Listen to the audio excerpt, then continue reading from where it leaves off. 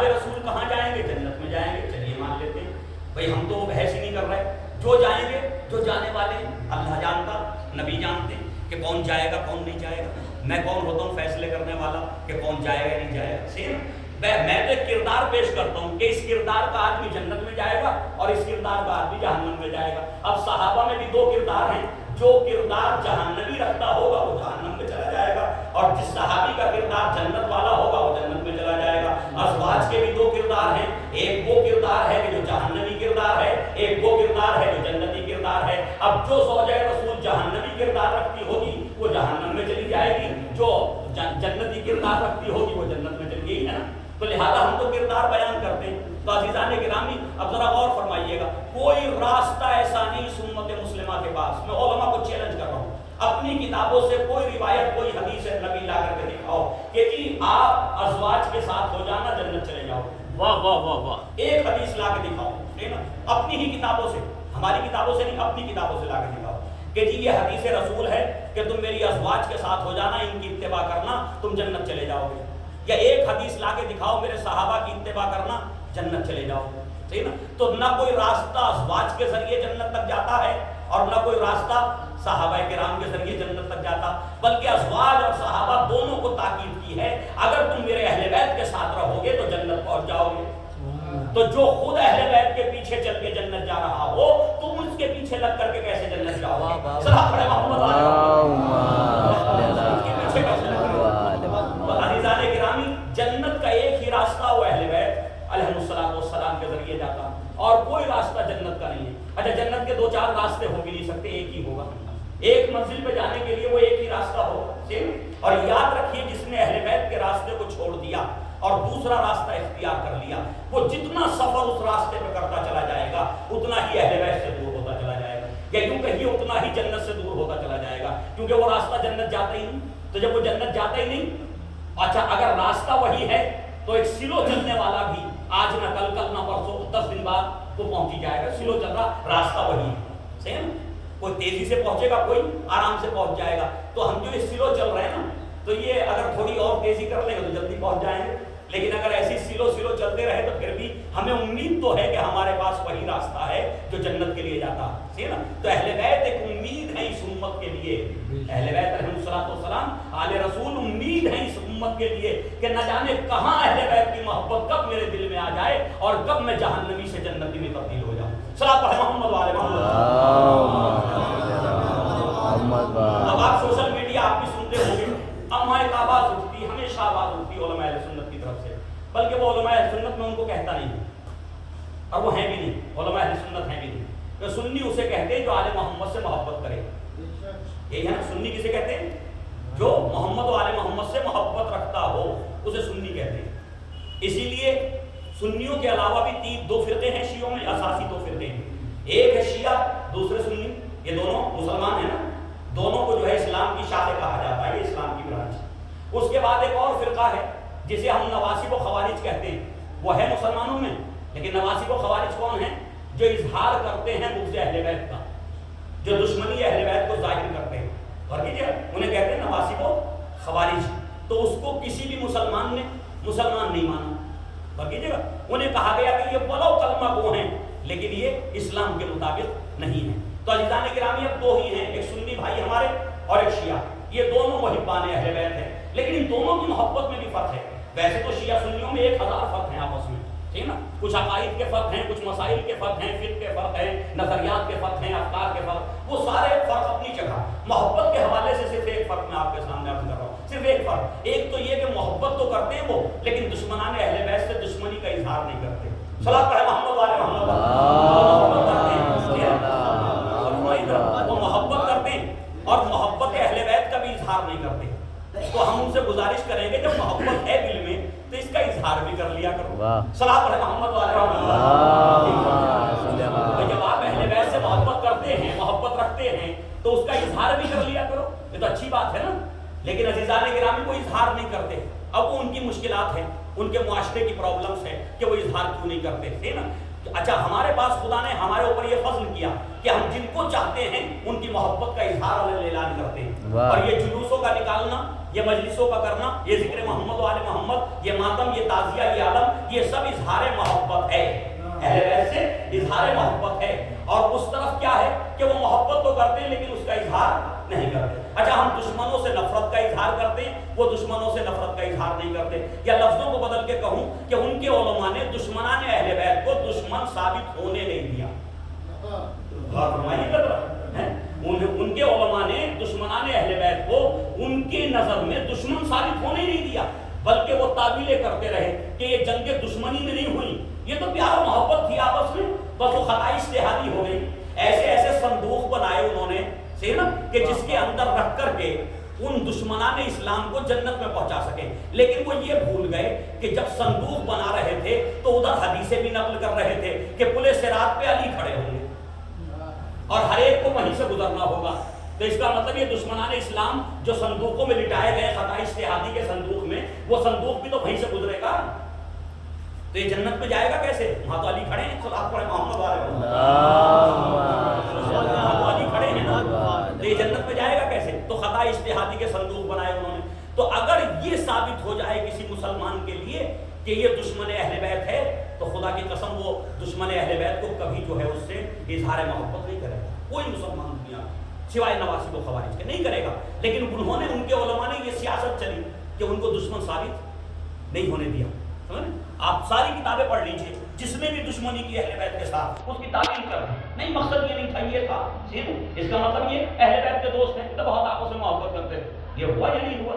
تو ایک فرق جو بہت ہی باریک فرق ہے وہ سن لیجیے آپ، اور وہ فرق یہ ہے کہ سنی اسے کہتے ہیں کہ جو محبت اہل بیت کو تو واجب سمجھتا ہے، محبت اہل بیت کو واجب سمجھتا، فرض سمجھتا ہے، لیکن اطاعت کو واجب، اطاعت اہل بیت کو، پیروی اہل بیت کو واجب نہیں سمجھتا۔ تو سنی کون ہوا؟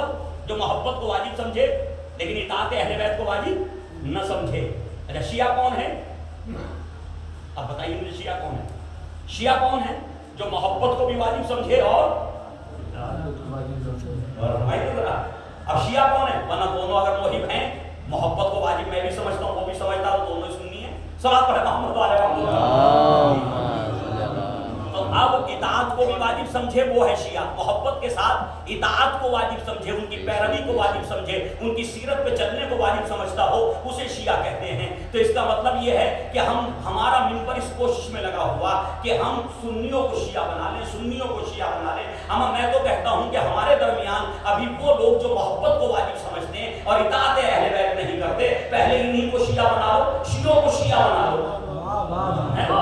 جب شیعہ شیعہ ہو جائیں گے، حقیقی شیعہ ہو جائیں گے، تو سنی خود بخود شیعوں کی طرف آنے لگے گا۔ صلاۃ علی محمد والے سنی خود بخود شیعوں کی طرف آنے لگے گا۔ تو وہ سوشل میڈیا پہ آپ کو دیکھتے رہتے کہ جب سارے صحابہ نے بیعت کر لی تھی تو امام حسین کو چاہیے تھا امام حسین بھی بیعت کر لیتے۔ یہ نعرے لگائے جاتے ہیں نواسب کی طرف سے، خوارج کی طرف سے، کہ جب تمام صحابہ رسول نے بیعت کر لی تھی یزید کی، تو پھر امام حسین کو بھی کر لینی چاہیے تھی۔ تو میں پوچھنا چاہتا ہوں حضرات سے کہ جو اس طرح کی گفتگو سوشل میڈیا پہ کر رہے ہیں، اور ہمارے نوجوانوں کو پیغام دے رہا ہوں کہ ہو سکتا ہے یہ سوال آپ کے سامنے بھی کوئی لکھے کہ جب سارے صحابہ رسول نے بیعت کر لی تھی تو بھائی صحابہ رسول کی اتباع کا حکم اہل بیت کو نہیں دیا گیا؟ جی، صحابہ رسول کی اتباع کرنے کا حکم، ان کی پیروی کا حکم آل رسول کو نہیں دیا نبی کریم نے اور نہ قرآن نے، بلکہ صحابہ کو حکم دیا گیا کہ وہ اہل بیت کے ساتھ رہیں۔ اور اس کا مطلب یہ ہے اگر سارے صحابہ نے بیعت کر لی یہ کہا جا رہا، تو ہم پوچھنا چاہتے ہیں کہ اگر صحابہ نے بیعت کر لی تھی تو آپ کہتے ہیں حسین کو بیعت کر لینی چاہیے تھی۔ ہم آپ سے یہ کہتے ہیں کہ اگر حسین نے بیعت نہیں کی تھی تو صحابہ کو بھی بیعت نہیں کرنی چاہیے۔ صلاۃ علی محمد والے صحابہ کو بھی بیعت نہیں کرنی چاہیے تھی، لیکن صحابہ کیوں بیعت کر رہے ہیں؟ جب ان کو حکم ہے کہ اہل بیت کے ساتھ رہنا، تو یہ دیکھنا چاہیے تھا کہ اہل بیت کہاں ہیں، امام حسین کہاں ہیں۔ اگر امام بیعت نہیں کرتے تو کسی صحابی کو حق نہیں کہ وہ یزید کی بیعت کرے، کسی بھی صحابی کو حق نہیں ہے کہ وہ یزید کی بیعت کرے۔ لہذا عزیزان گرامی، اور یہ بیعت وہاں سے شروع ہوئی اور آج تک یزیدیت ختم نہیں ہوئی۔ کبھی آپ کے اذہان میں یہ ہے کہ یزیدیت ختم ہو گئی؟ اگر یزیدیت ختم ہو گئی تو صدام کیا تھا؟ اگر یزیدیت ختم ہو گئی تو صدام کیا تھا بھائی؟ آئی ایس کیا تھے بھائی اگر یزیدیت ختم ہو گئی؟ جی طالبان کیا ہیں اگر یزیدیت ختم ہو گئی؟ اور ابھی جتنے لوگ جو ہیں وہ محبان اہل بیت کے خلاف سیریا میں تلواریں لیے کھڑے، بندوقیں لیے کھڑے، وہ کیا ہیں؟ اگر یزیدیت ختم ہو گئی اس کا مطلب یزیدیت ختم نہیں ہوئی، یزیدیت چھپ گئی، اسلام کی نقاب کے تحت آ گئی دوبارہ۔ جی آج بھی یزید کے ماننے والے زیادہ، امام حسین کے ماننے والے کم ہیں۔ اگر امام حسین کے ماننے والے زیادہ ہوتے تو اسرائیل اتنی آسانی کے ساتھ غزہ کے اوپر قبضہ کرنے کی تیاری نہ کر رہا۔ جی کیوں؟ اس لیے کہ امام حسین کے ماننے والے کبھی اس بات کو برداشت نہیں کر سکتے۔ تو یزیدی کے ماننے والے سارے کہ جو یزیدیت کو قبول کیے بیٹھے، ظالم کو قبول کیے بیٹھے، ورنہ کربلا تو کبھی کسی ظالم کے ساتھ جانے کا حکم نہیں دیتی، ہمیشہ مظلوم کے ساتھ رہنے کا حکم دیتی۔ بس عزیزو، یہ اسیران کربلا کا یہ ایام ہے، اور یہ جو چاند رات سے سلسلہ شروع ہوا تھا وہ انشاءاللہ کل جا کر کے اختتام پذیر ہو جائے گا۔ لیکن یہ سلسلہ فرش عزا کا سلسلہ ہے، صحیح نا؟ باقی یہ فرش عزا تو پچھتی رہے گی، یہ محرم کا سلسلہ ختم ہوگا کل۔ لہذا ایک فکر بس آپ کو دے رہا ہوں کہ الوداع الوداع جو ہم کہہ رہے ہیں تو تھوڑا سا اس پہ 5 منٹ پہلے نوحہ پڑھنے والے کو چاہیے کہ الوداع اس معنی میں نہیں ہے کہ ہم اپنے مولا کو رخصت کر رہے ہیں کہ بس آپ ہماری زندگی سے آپ جا رہے ہیں۔ الوداع اس معنی میں نہیں ہے، الوداع اس معنی میں ہے کہ یہ فرش عزا کہ جو محرم سے شروع ہوئی تھی وہ یہاں آ کر کے اختتام پذیر ہو گئی۔ مولا اگلے سال زندہ رہیں گے تو پھر یہ فرش عزا بچھائیں گے، پھر آپ کا ماتم کریں گے، پھر آپ کے سیرتوں کا بیان کریں گے، آپ کی یاد میں یہی نا، یہ ہے الوداع۔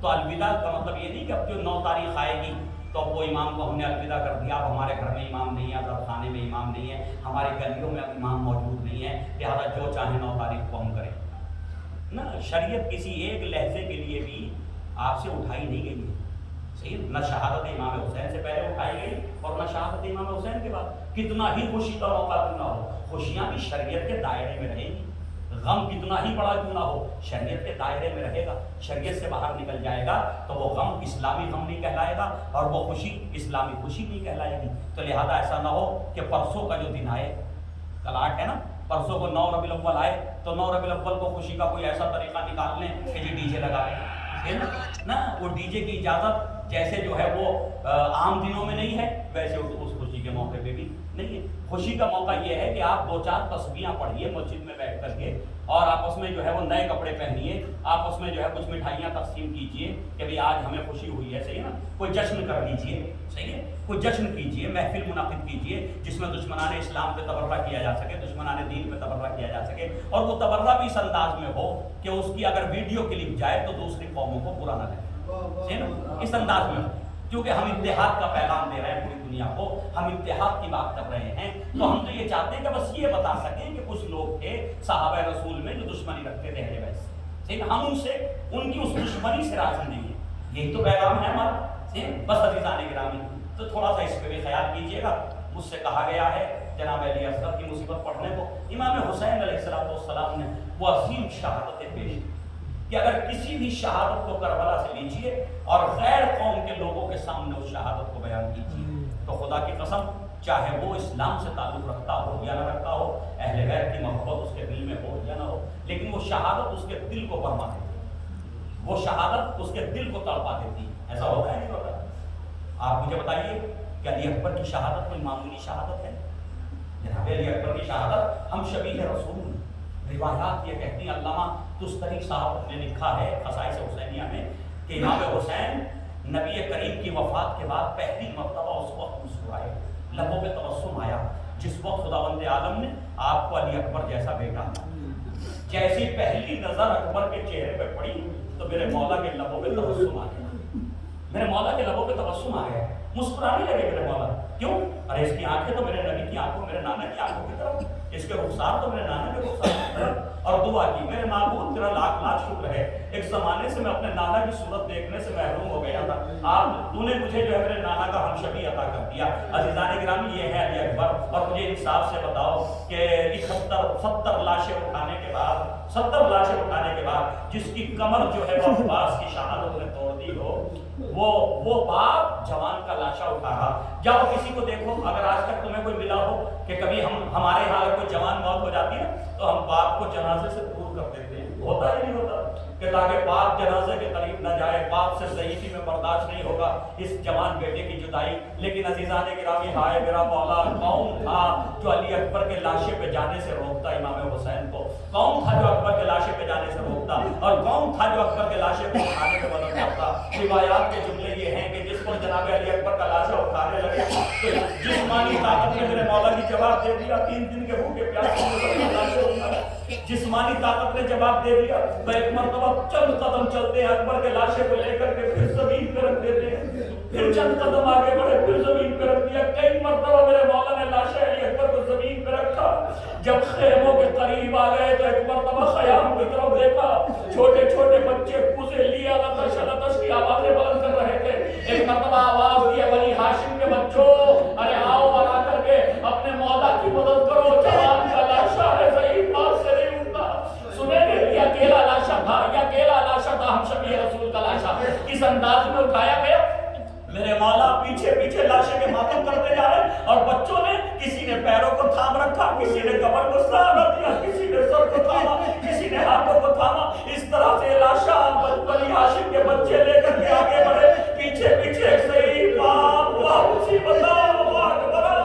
عزیزو جیسے ہی لاشا خیموں کے قریب پہنچا، روایت کے جملے یہ ہیں، ارے جناب زینب کبریٰ نے اپنے آپ کو لاشا علی اکبر پہ گرا دیا، بیویوں میں نوحہ شروع ہوا، ماتم شروع ہوا۔ ہاں عزیزو بس سنیں گے، یہ اکبر کا لاشا تھا، یہ اکبر کی شہادت تھی، جس کے بعد حسین کی بینائی چلی گئی۔ ایک بار تاریخ کہتی کہ جناب علی اصغر علیہ السلام کو آخر میں امام لے کر کے آئے، اور عزیزو بس زیادہ طول نہیں دوں گا، میں ایک احساس دلانا چاہتا ہوں آپ کو، ذرا احساس کیجئے گا۔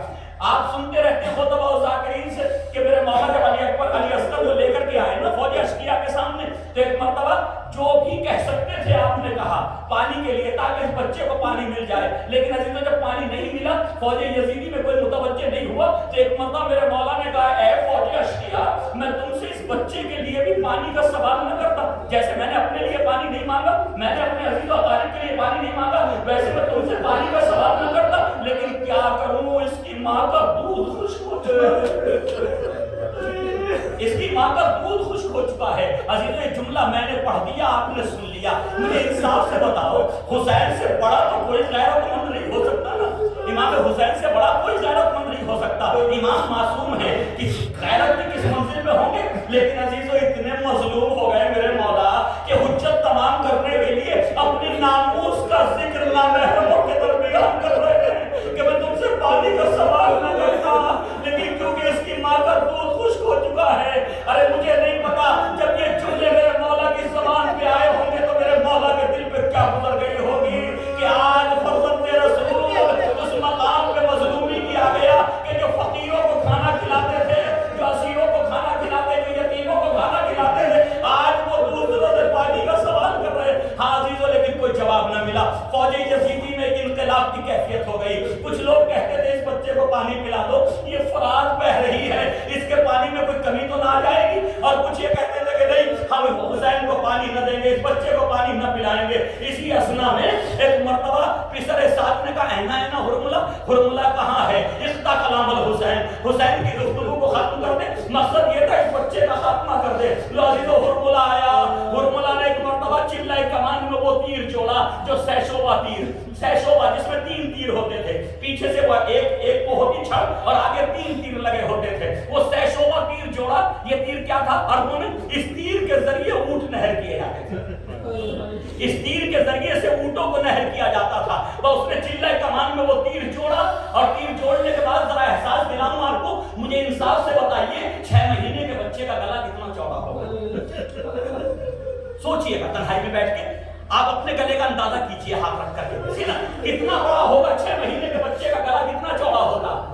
یقین جانیے کہ یہ سیشوبہ تیر علی اصغر کے گلے سے زیادہ چوڑا تھا، یہ تیر علی اصغر کے گلے سے زیادہ چوڑا تھا، لہذا جب یہ سنسناتا ہوا تیر چلا ایک مرتبہ علی اصغر کے گلے پہ لگا۔ اب آئیے سب سے قدیم مورخ ہے مورخ طبری، میں نے کیوں یہ باتیں پیش کی اس تاریخ روایت سے پتہ چل رہا، سب سے قدیم مورخ ہے مورخ طبری اہل سنت کا، اس نے سب سے تفصیل سے واقعہ کربلا کو لکھا۔ وہ کہتا ہے جب بچے کے گلے میں تیر لگا نا تو آپ کو جملے اس کی روایت کے ذوبح الصبی من الحزن الى الحزن، بچہ اس کام سے اس کام میں ذبح ہو گیا۔